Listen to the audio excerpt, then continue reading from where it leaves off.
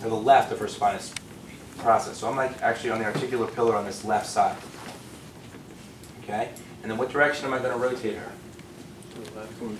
To the left, right? So I'm going to kind of do this and rotate her toward the left. Again, if I'm just doing this, I'm never getting down to the level of my thumb.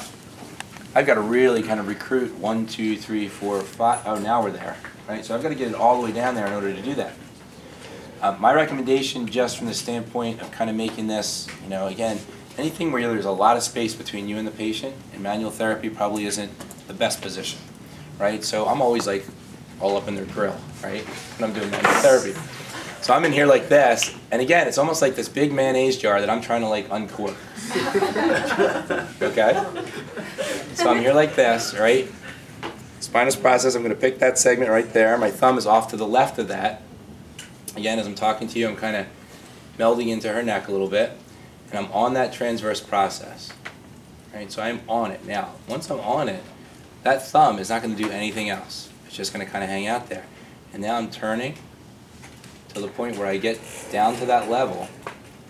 Once I'm at that level, too much motion in your neck, Holly. I should have picked a higher level. Once I'm at that level, then I hold the thumb, and the oscillation is here. Now you can deliver a lot of force into this person's neck by doing this technique, so be careful. I mean, I could really, like, I got her where I want her, right? You're gonna not fall asleep in class next week, right? Okay. So really, you know, you got her where you want her. So you're here, and you're kind of just mobile. So the mobilization is coming through the rotation. See my left arm rotating?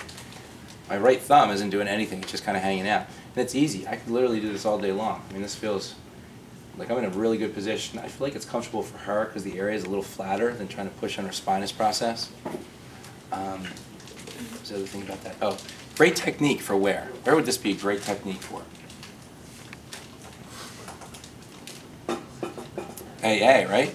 If I want to really restore rotation, AA, we know a lot of rotation occurs there. And I don't have to go very far to get to AA. There's AA right there. So I'm on the left lateral mass of C2, or the left spinous process of C2. I'm moving occiput and C1 on C2. So there's R1, there's R2. Now I hold that, and I just oscillate like that. So it's a blocking technique. This thumb is not pushing, but this thumb could push. Why not? I'm there. Right? I found the spot. I went through all that trouble. If I want to mobilize that segment, it may be that I want to mobilize that segment in any of the ways that I want to mobilize it. So I could block it, or, you know, I could now use that thumb to provide the force as well. You could do either one. Just do one or the other, you know, at a time. You know, don't kind of combine it. But I'm blocking now, and now let's try a little bit. So the blocking might be something if I want to prevent motion below, or if I want to be more specific. If I'm not as concerned with that, I might use that thumb instead of blocking to actually produce the force. So in that case, if I'm on the left side with Holly here, what direction am I going to rotate her? If I'm going to now push instead of block. Right.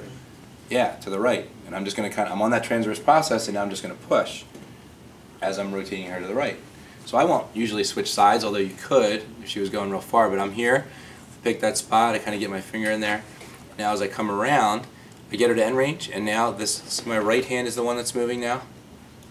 Again, great technique. I mean, I feel like I really, really have her, and it's really comfortable.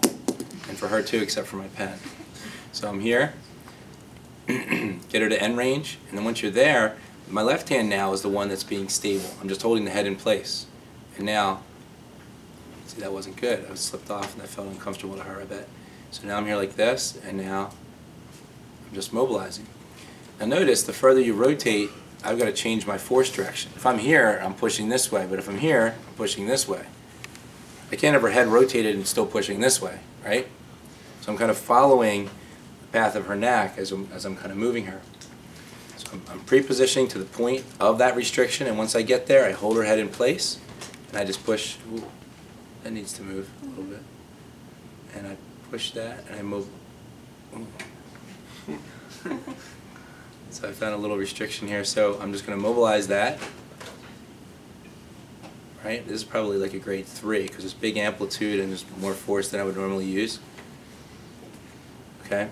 So I can push with this hand, or I can hold it and I can rotate toward me and kind of rotate around that thumb. Okay, both of those feel pretty good. I mean, like I feel like we're in there. Common error is this.